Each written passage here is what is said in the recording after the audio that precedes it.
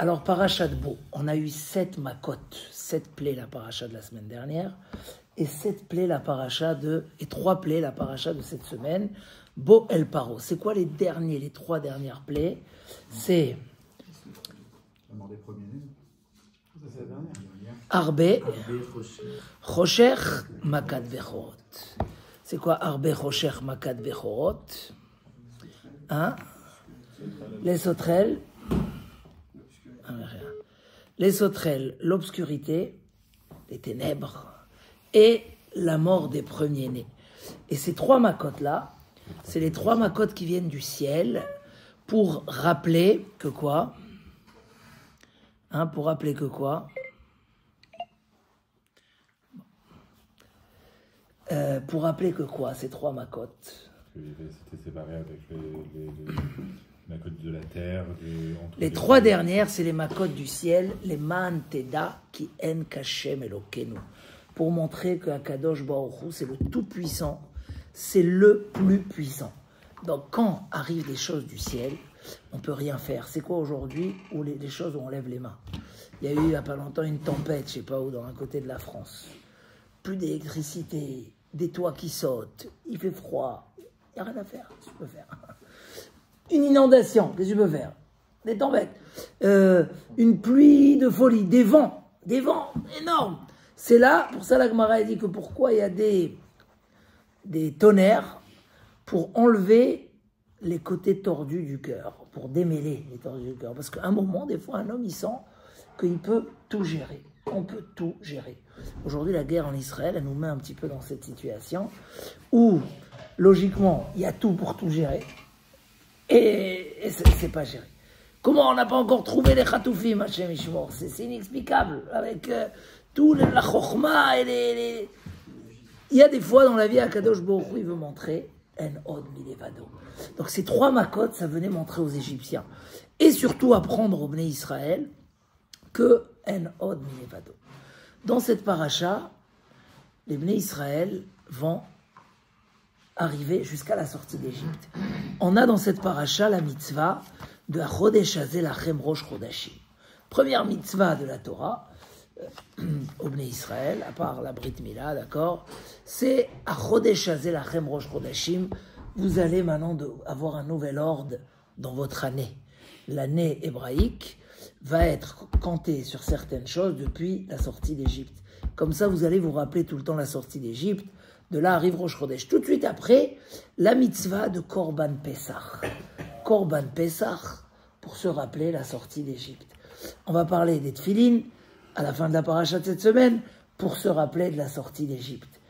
Pessah, Mila. Les Bnei Israël ont été ordonnés dans la paracha de cette semaine pour être sauvés de la mort des premiers-nés. Qu'est-ce qu'il fallait faire?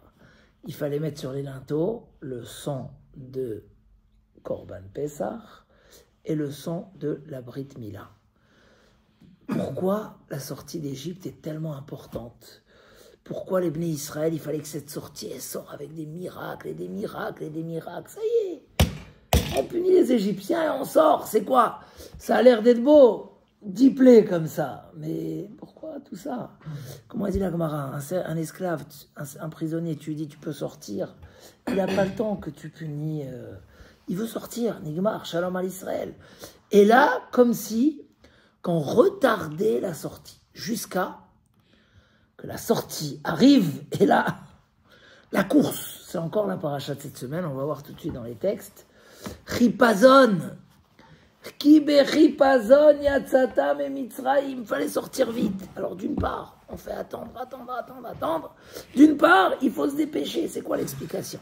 Alors venez, on voit un petit peu la paracha à travers le Midrash. Je vais... on a beaucoup parlé lundi matin de la manière comment on a demandé la sortie. Mais le premier partie de la paracha raconte l'histoire de Arbé, les sauterelles qui arrivent de n'importe où, qui détruisent, il n'y a plus de quoi manger, c'est une catastrophe. Et là, après arrive l'obscurité. Paro, il n'en peut plus, il dit au Bnei Israël, allez-y, ça y est. Et là, Akadosh Baruch Hu, il vient et il dit, voilà, en plein milieu de la nuit, vous sortirez, tu verras Paro, il va venir, il va renvoyer. Et là, ça s'arrête. Et on parle pas encore de la sortie elle-même, parce que ça, on va parler dans Parashat Vayi Beshalach.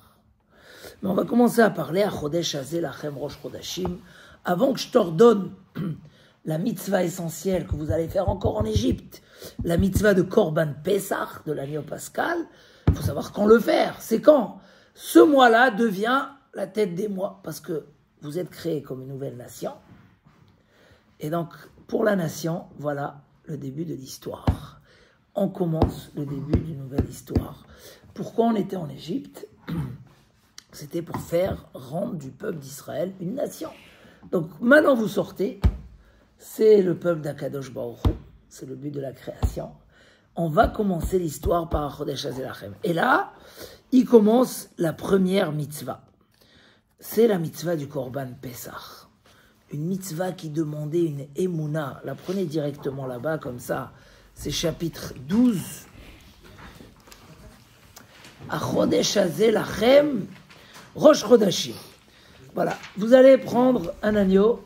Bonjour, c'est les sushis. Merci beaucoup. Ouais, c'est bon. Allez.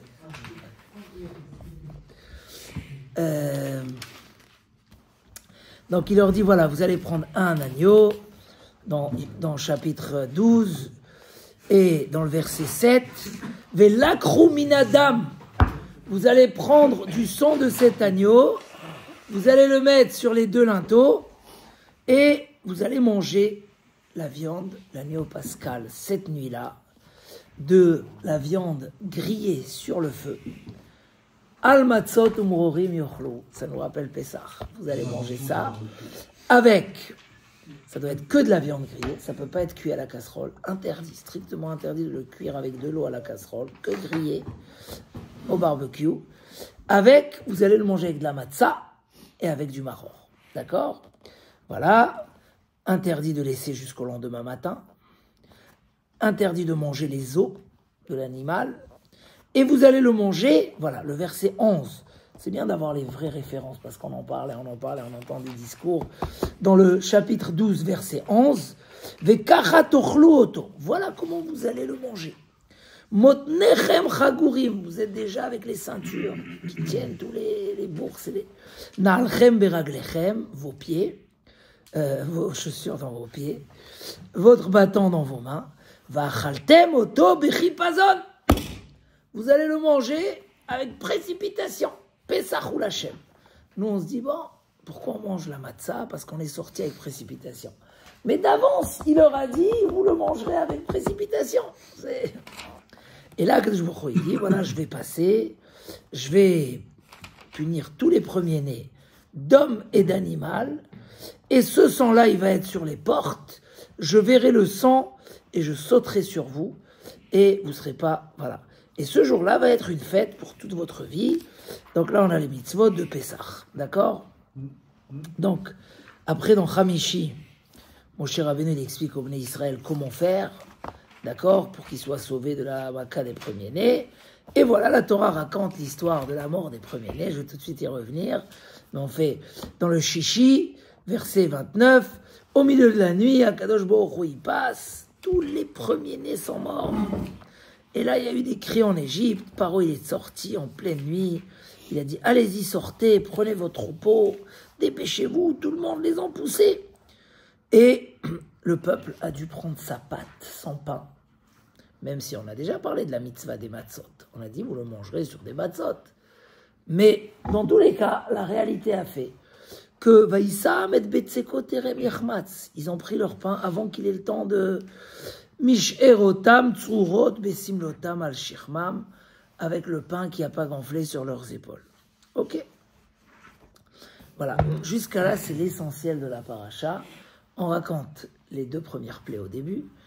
On a le Kadesh Likol Bechor, là, l'histoire du premier-né, Pidyon Aben, le rachat du premier-né, avec les tfilines et les mezuzot à la fin de la paracha. C'est ce qu'on lit avec les tfilines, Vaïdaber. Vous faites chez vous Vaïdaber le matin avec les tfilines. Et au milieu, on a l'histoire de la sortie d'Égypte avec la mitzvah de faire le Korban Pessah, parce que tout va se faire avec précipitation. Pourquoi précipitation? Et pourquoi ces conditions dans le sacrifice? Là, il y a un message. Pourquoi la sortie d'Égypte? Pourquoi tellement de miracles? Pourquoi tellement de plaies? Le Midrash nous dit, le but des 10 plaies était double. 1, punir les Égyptiens.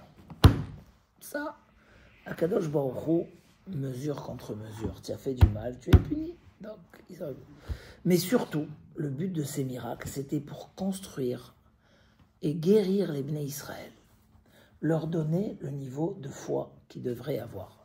Et comme on va l'expliquer dans le Nachmanide à la fin de la semaine, à la fin de la paracha, il explique longuement que jusqu'en Égypte, il y a ceux qui croyaient en Dieu et ceux qui ne croyaient pas en Dieu. Il y a ceux qui se mettaient à faire de l'idolâtrie, mais la sortie d'Égypte était pour montrer l'existence de Dieu, la présence de Dieu et la puissance de Dieu. D'accord? Que tout le monde voit par des miracles dans le peuple le plus idolâtre, le plus sorcier, d'accord? Le plus sorcier. La sorcellerie, c'est-à-dire on gère même les choses spirituelles. Tout que les Bnei Israël comprennent que Hachem ou Elohim. Il dit le Nachmani d'une phrase intéressante. Hachem, il sait qu'on n'était pas à la création du monde. Donc on n'a pas vu. Personne n'a vu. On croit, c'est marqué dans la Torah, mais on n'a pas vu.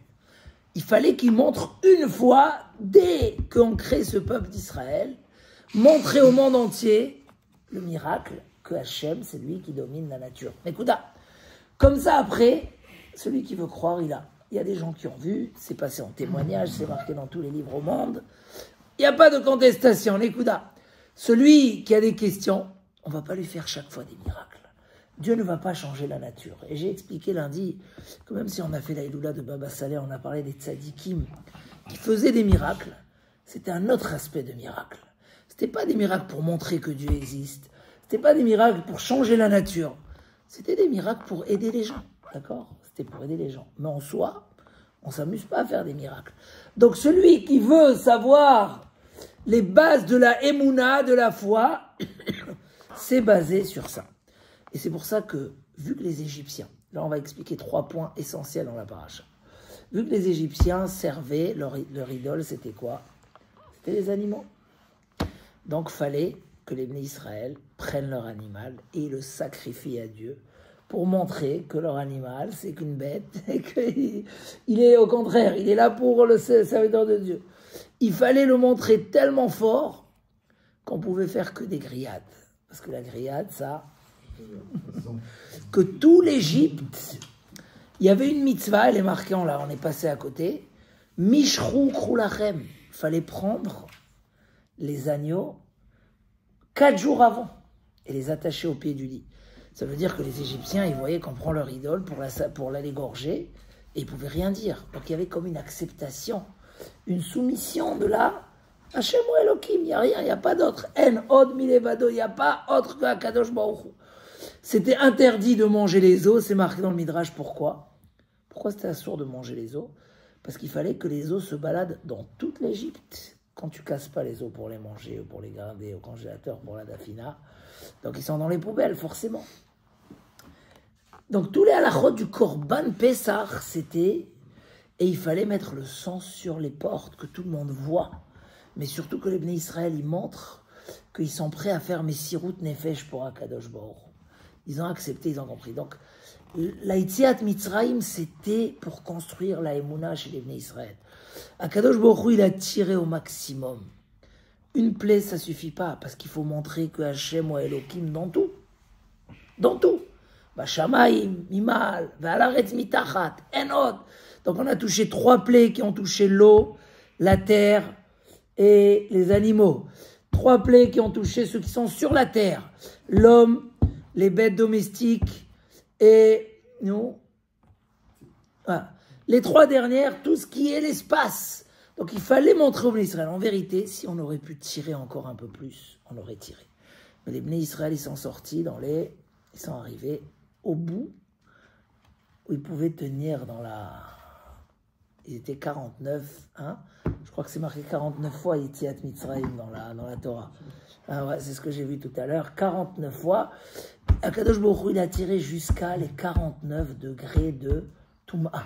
Que les Bnei Israël, après, ils ne pouvaient plus, il fallait sortir. On a déjà ramené ce Shabbat des Midrashim que s'ils pouvaient tirer encore un peu plus, on aurait tellement réparé les Bnei Israël. Parce que là, on revient pourquoi Akadosh Baruch Hu, il a donné cet exil aux Bnei Israël. Elle était déjà prévue. Comme on a expliqué, quelque chose qui est prévu d'avance, on ne peut pas dire pourquoi. Il est prévu, il faut juste comprendre. Il est prévu, donc c'est qu'il y avait une raison pourquoi il soit. Le passage qui dit, c'était pour vous faire passer dans le cours à Barzel. Comment on appelle où on fait l'or là-bas, l'appareil où on met l'or là pour le trier, le creuset. Kadosh Baruch Hu nous a fait passer dans un creuset pour nous purifier, pour que le clan Israël se fasse. Il fallait qu'il se fasse dans la difficulté, dans l'épreuve, dans le travail. Et la sortie d'Égypte, c'était la conclusion de la création de ce clan Israël. C'est pour ça que les Nissim étaient indispensables. C'est pour ça que la Messirut Nefesh des Bnei Israël, elle était indispensable. Parce que ça venait donner au clan Israël les vraies valeurs de la Emouna. Depuis Yetziat Mitzrayim, c'est devenu notre référence. Même dans les 10 commandements. Quand Dieu dit « Anochi Hashem Elokecha » je suis ton Dieu créateur. Qu'est-ce qui est marqué là-bas? Asher otzeticha me eretz Mitzrayim. La question connue, que je t'ai fait sortir d'Égypte, ça devait être marqué. Je suis ton Dieu créateur qui a créé le ciel et la terre. Non, il dit la Ezra parce que le ciel et la terre, on croit, mais on n'a pas vu. Et Akadosh Baruch Hu, il voulait qu'on se base sur quelque chose qui a été vu par nos ancêtres une fois. Donc, c'est basé sur Yetziat Mitzrayim. Donc, la Yetziat Mitzrayim, elle avait comme ça cette vocation d'exercer les Bnei Israël dans cette émouna. Il fallait accepter cette émouna jusqu'à se mettre en danger, attraper les bêtes des Égyptiens, jusqu'à mettre le sang, le symbole de ce sang-là où un bel Israël, il fait la Brit Mila pour Akadosh Baruch Hu, où il fait le Korban Pessah pour Akadosh Baruch Hu. Mais il fallait aussi que toute l'atmosphère autour les prépare à ça. Et c'est pour ça qu'on a tiré jusqu'à la dernière seconde. Il y a un Midrash, je l'ai déjà cité ce Shabbat, s'ils avaient traîné encore un peu, il y aurait eu encore des miracles, on n'aurait pas fait la faute du veau d'or. Comme ça, il y a un Midrash qui dit. On n'aurait pas fait parce qu'on aurait réparé encore, on serait encore un plus haut niveau. Il manquait un petit peu. Donc ça a été tiré jusqu'à la dernière seconde. Et vu que ça a été tiré jusqu'à la dernière seconde, la sortie a dû être faite Bechipazon, avec précipitation. Ces semaines, c'est les semaines de la Emouna. Notre Emouna, notre foi, elle n'est pas basée sur... Elle est basée sur des choses solides. Donc même si on a la Emouna naturelle, quand on étudie ces parachiotes, ça crée vraiment chez nous la Emouna que Ani Hashem bekerev haaretz, je suis Hashem dans la terre, dans les détails. En kashem elokenu, il n'y a pas comme Akadosh Baruch Hu. Et à partir de là, on pouvait aller sortir vers le mont Sinaï pour recevoir la Torah. Parce que Stam recevoir la Torah, un peuple qui n'est pas prêt, qui n'a pas été travaillé, qui n'a pas donné sa vie pour Akadosh Baruch Hu, ça... Voilà, ça vient, ça va. Mais là, on a eu une préparation profonde. Donc voilà, ces périodes-là, c'est ce qu'on appelle les périodes de la Emouna et du Bitachon. Il faut se renforcer dans la Emouna et le Bitachon. Comme finit le Nachmanide à la fin de la paracha. Tu dois extrapoler des miracles dévoilés. Tu dois arriver à comprendre les miracles cachés. Qui sont notre sort tous les jours, du matin au soir. Al-Nisecha. On dit dans Modim, les miracles que tu nous fais à chaque moment. On doit extrapoler, savoir que les miracles, on va les retrouver dans la vie de tous les jours. Quand on a la Emouna, un homme, il désespère, il cherche des solutions, toujours se rappeler, Hashem ou Elohim, En Od Milvado, c'est vers lui qu'on se retourne, c'est à lui qu'on prie, c'est à lui qu'on est en confiance, et c'est comme ça qu'on va vers la Torah, parce que si on a la Emouna, on peut recevoir la Torah. Parce que si tu sais que voilà, tu t'arrêtes du travail pour aller étudier la Torah, il n'y a aucun problème. C'est Akadosh Baruch Hu, c'est lui qui est Zan ou Mefarnes. Donc de là, on peut être capable d'aller recevoir la Torah. Chazak ou Baruch.